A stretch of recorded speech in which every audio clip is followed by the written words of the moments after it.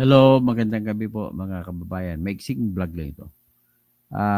Ngayon napansin na natin ngayon, si Kibuloy ngayon, nakita niyo na nag-iisa na lang. Ah, kasi kung may kakampi pa siya, 'di ba Senate hearing ng isa kahapon? Kung Senate hearing kahapon, sana ang kakampi niya ng mga senador, dapat nandoon.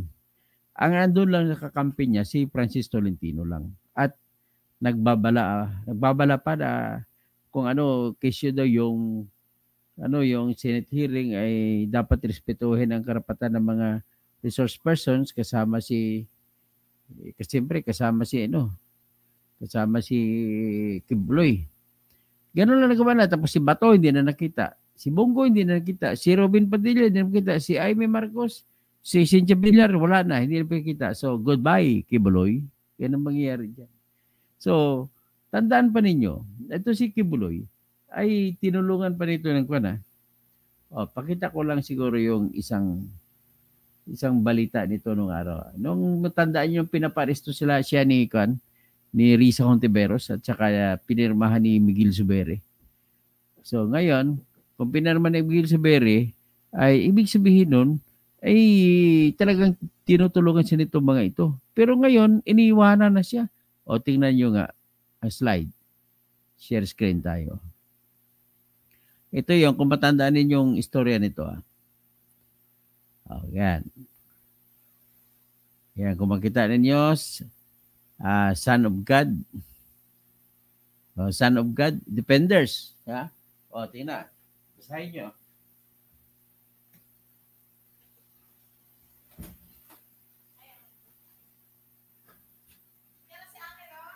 Wala pa.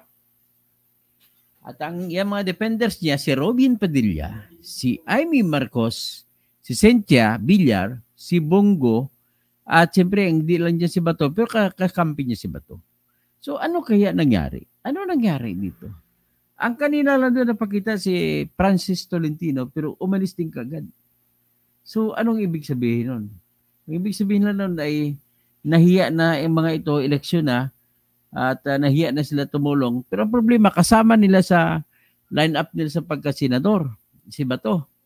Kung kasama nila, si Kibuloy, paano mangyari ngayon yan? Ngayon, ibig sabihin itong mga senador ito, si Bato, si Bongo, si Villar, si Aimee, si Tolentino, kahit kabila pa sila sa kampo, pa sila kahit si Tolentino ay sa kampo na ni BBM, andun pa rin siya kay Juan. Naniniwala pa rin na may papanalo siya ni Duterte. Kaya namamangka sa dalawang ilog. So, yan na sila ha. Ayan, tingnan mo. So, ngayon, yan sila. Ngayon, pero ito na sila ngayon. Abandonado na. Kaya sagot ito, abandonado na, iniwan na. So, Lorenzo Mercurio, good evening, Dr. Toto. Pag affiliated na ka ngayon kay Kibuloy, parang kiss of death. Ay, hindi, nagmamayabang pa si Kibuloy na meron siyang butante na na 8 milyon, pero 8,000 pa lang daw pala, sabi ni Colonel Hansel Marantan. Tsaka ni General Nicolas Torre. Si Noel Pinada naman, my God, I hate drugs. I really love China. Okay. Ryan Malagino, iwan ko sa iyo, Bunyog, kung gusto mo samahan si Kibuloy. Ay, wala. Sino sasama kay Kibuloy? Baka ikaw, Ryan, baka gusto mo sumama dyan. Bernardo Minjula, good evening, Kabunyog. Senator Dr. Katotohanan Kausing, watching in Commonwealth. Jerry Calonstead, good morning. Senator, takot na sila doon madamay. Alam mo, nagmamayabang siya na pero sabi ni Hansel Marantan, mga 8,000 lang ang kanyang mahigit 8,000 lang ang kanyang mga butante. So, nagasunod niya sa KOGC. So, isa lang po nagpapatunayan na talagang he's already virtual dead man, dead man talking, walking.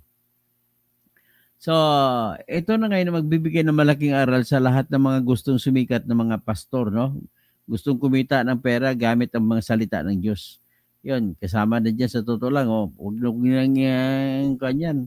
Huwag nyo nang ibahin si Benvenido Abante, si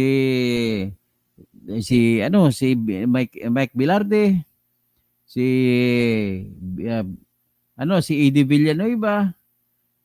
Marami sila diyan. Pati ba sa totoo lang yung Iglesia ni Cristo, no? Kasi talagang makita mong enclave nila, no? Ang mga pare naman ay parang isa lang sila, wala ka makitang pare ng papayaman kasi simbahan lang talaga napunta. Ito mga ito, nakita mo mga pastor naghiwalay ng isa. Wala ka rin makita mga imam na mga pare ng Muslim na nagpapayaman. Dito lang maraming yumayaman sa mga tinatawag na Christian, no? Hindi ko naman nilalait yung mga nag-born again, pero nakita nyo na kung sino ang nagbo-born again, silang laging yumayaman. O, kagaya nito. So hanggang dyan lang muna siguro ako at may bearing yan sa pag-eleksyon. At ganito na lang ang siguro, kayong mga taga-kwan, si Kibuloy na lang, pataasan na lang kami ng boto kung talagang patunayan niya na marami pa siyang mga taga-sunod. Kung matalo niya ako sa paramihan sa boto sa pagkasenado, maniwala na ako sa kanya. Pero kung hindi, ay dapat siguro panahon na para ma-realize natin, maniwala tayo na hindi po totoo lahat. Hindi po totoo lahat ng mga ano niya. So, Romel Bengson, naimbag rabi sa mga kapsat ko na kabunyog, Lorenzo Mercurio. Don't forget, vote Dr. Toto Causing for Senator. Crispin Rivera, Maya Pabingi sa mga kabalin ko dyan sa Pampanga, saka sa Tarlac, sa Nueva Ecija. Noel Opinado, my God, I hate drugs.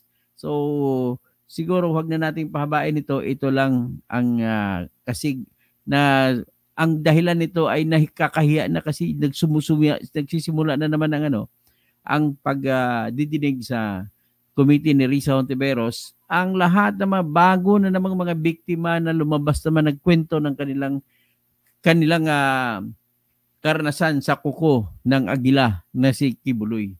Oh. Yan po ang katotohanan, kaya marami nahiya na rin sila. Ewan ko ba kung bakit naniniwala pa rin kayo dyan. Oh, it's time now to reckon with truth. Ito si Kibuloy, ibang minamahal nito eh. Kipi ang pinamahal nito eh.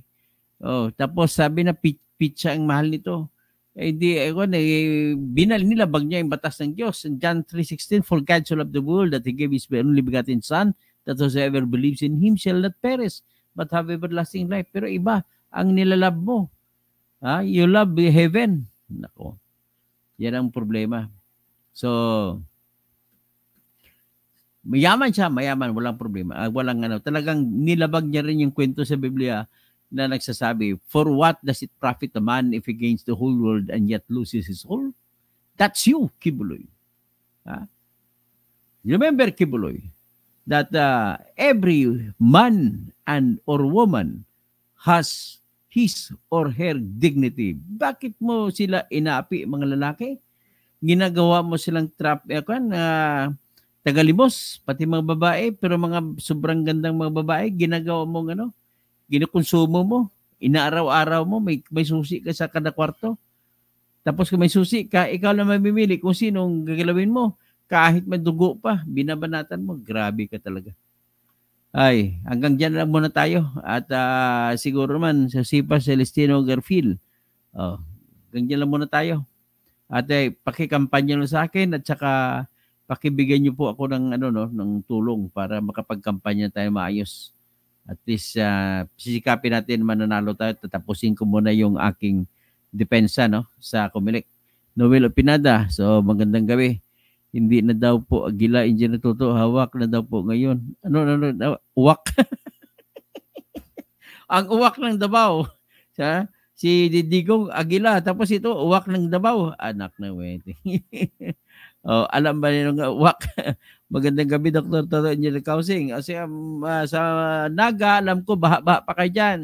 So si Atty. Maini Saiz, si Engineer Melvin Del Puerto, kumusta kayo dyan? Si Ernesto Lagrimada, sa Seattle, Washington. Tapos, sino pang iba? Mga gusto ko i-shoutout. O yung kapatid ko, o si Wilbert Tolentino ng Angat Party List, sinaset out ko rin. Angat ano ba? Ahon Mahirap. Si ano pa si si Attorney Hill Valera. Ano ba kay Hill Valera na party list?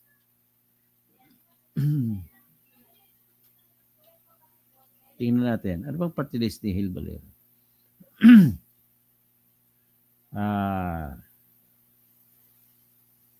Pinoy Ako party list. Pinoy Ako party list ang pangalan nila. So shout out lang kay kay Attorney Hill Valera, Pinoy Ako party list, at saka kay Wilbert Tolentino na Ahon Mahirap party list. No? At least hindi naman kami kontra-kontra sa Bunyog.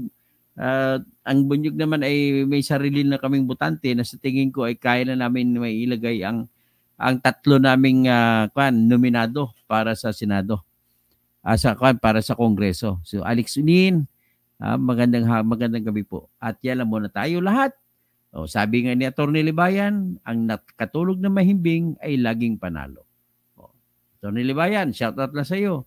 Itatakal ko rin yung mga tinitira mo tungkol kay Tolpo. Ang bobo talaga na mababatas to. Kaya nga substandard yung mga batas na ginagawa ng mga kasi puro mga bobo mga senador eh. Si Bibi Jane Morio, okay. Magandang gabi po.